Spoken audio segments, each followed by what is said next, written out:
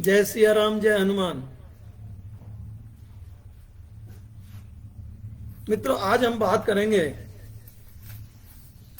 हमारी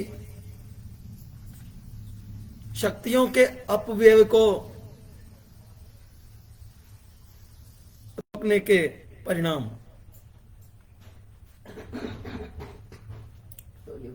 संसार में दो तरह के कार्य होते हैं, एक भौतिक कार्य, एक आध्यात्म कार्य।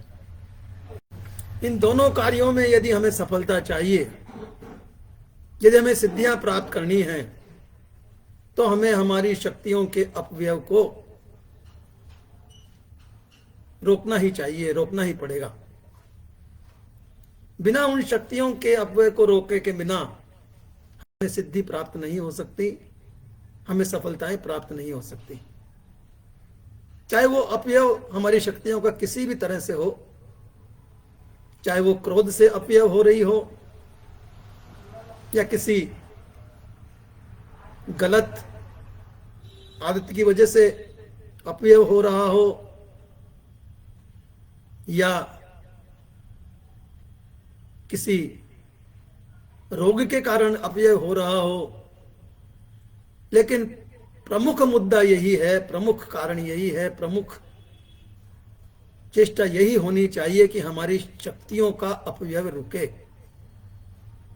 बिना अपव्यय रुके बिना हमारी शक्तियों का हम सदुपयोग नहीं कर सकते, उन्हें हम हमारी कार्यों में नहीं लगा सकते।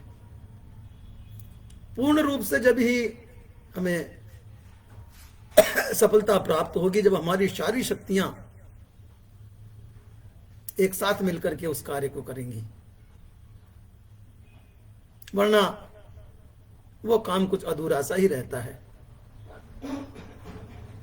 हम कई बार देखा गया है कि हम जोश जोश में किसी कार्य को प्रारंभ तो कर देते हैं, लेकिन कुछ दिनों के पश्चात, कुछ समय के पश्चात हम उस कार्य को करने में निष्क्रियता बरतने लगते हैं, ढिलाई बरतने लगते हैं। उसका कारण यही है कि हमने जो शक्तियां, जो हमारे में शक्तियां उस कार्य का संकल्प लेने के समय में थी, प्रारंभ करने के समय में थी, उन शक्तियों को हमने किसी तरह से उन शक्तियों का अपव्यय कर दिया है। उन शक्तियों से हम क्षीण हो गए हैं। इसलिए हमारा उस कार्य के प्रति निष्क्रियता होना आवश्यक, जरूरी हो गया है। यदि हमें हमारी शक्तियों का अपव्यय करने का, अपव्यय को रोकने की शक्ति होती, तो आज ऐसी स्थिति नहीं होती। भौतिक कार्य की बात करें तो एक व्यापारी अपना व्यापार खोलकर बैठता है,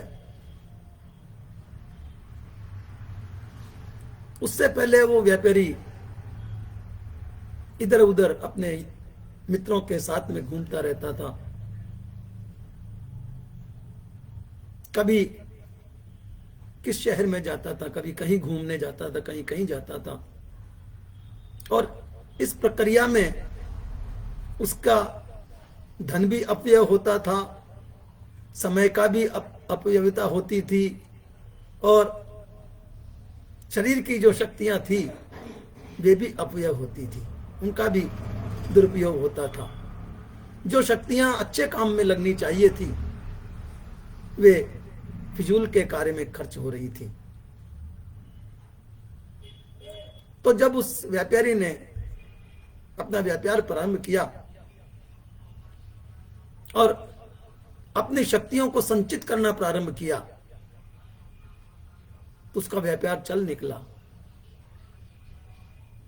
उसका पूरा ध्यान, पूरा ध्येय उसका यही था कि मैं इस व्यापार को आगे बढ़ाऊंगा, इस व्यापार को मैं सफलता की ओर ले जाऊंगा, सफल करूंगा, इस कार्य में मैं सफल होना चाहूंगा और अवश्य सफल होऊंगा। ये उसने मन में संकल्प कर लिया और अपनी शक्तियों को संचित करने लगा, और उस संचित शक्ति से व्यापार में सफलता प्राप्त करने लगा।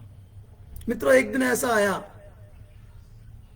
कि वो व्यापारी जिसने छोटा सा व्यापार प्रारंभ किया था, उसके अनेकों स्थानों पर कई संस्थान खुल गए, कई संस्थान कार्यरत हो गए और उन संस्थानों में सैकड़ों लोग अपनी शक्ति का सदुपयोग करने लगे।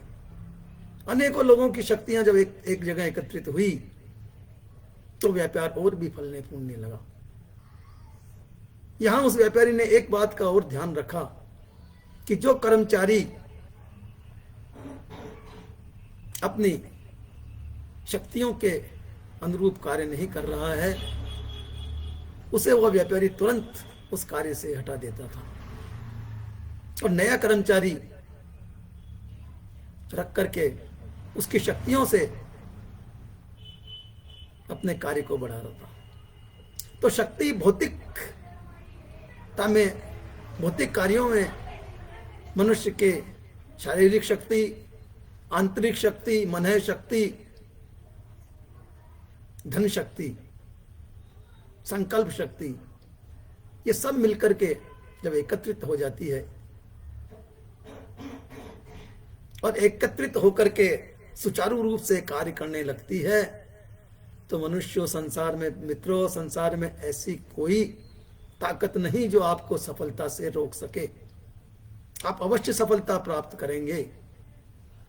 एक बात और बता दूं कि जब आप सफलता की सीढ़ियां चढ़ने लगते हैं, जब आप संकल्प लेकर के किसी कार्य को करने के लिए आगे बढ़ते हैं, तो लोग आपको मिलते जाते हैं, आपको सफलता दिलाने के लिए सहायक बनकर के आपके साथ चलने लगते हैं।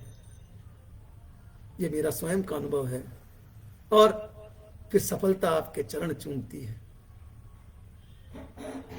आपको सफलता अवश्य प्राप्त होती है। इसी प्रकार से हम आध्यात्म की बात करें, आध्यात्म में भी मनुष्य को अपनी आंतरिक शक्तियों को संचित करना पड़ता है। मन को एकत्रित करना, मन को रोकना, मन को भटकने से बचाना, यही आंतरिक शक्तियां हैं। और इनके संचित करने से, इनको रोकने से, इन शक्तियों को अपने शरीर में, अपने मन में, अपने हृदय में, अपने मस्तिष्क में इस प्रकार से संचित कर लीजिए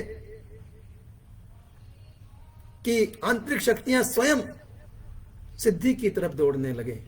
आपके मन में उल्लास होने लगे कि हाँ, आज तो ये ध्यान करना है, आज तो मैं ये ध्यान अवश्य करूंगा। आपको तड़पन होती रहे, रात को नींद नहीं आए और रात को भी आप उठ करके सिद्धि प्राप्त करने के रास्ते पर निकल पड़े। ये सब तभी हो सकता है जब आप में आंतरिक शक्तियां संचित हो। आपको आंतरिक शक्तियां बचा कर रखनी पड़ेगी। आपको भटकते मन को, भटकती इच्छाओं को रोकना पड़ेगा, उसे संचित करना पड़ेगा और अपने आप को इतना सुदृढ़ बनाना पड़ेगा कि आप एक सिद्ध पुरुष कहलाएं। तो मन की शक्तियों को रोकना, मन की शक्तियों को रोकना आध्यात्मिक शक्तियों के लिए आवश्यक है और सांसारिक शक्तियों को रोकना, शारीरिक शक्तियों को रोकना, कार्यशैली को सीमित करके शक्तियों को संचित करना ही भौतिक कार्य के सिद्धियों का सबसे सरल मार्ग है। आज बस इतना ही। कल फिर इसी पटल पर मैं प्रयास करूंगा कि आपके सामने उपस्थित हूं। नमस्कार। क्या मिल गया? क्या सस्ता लगाया?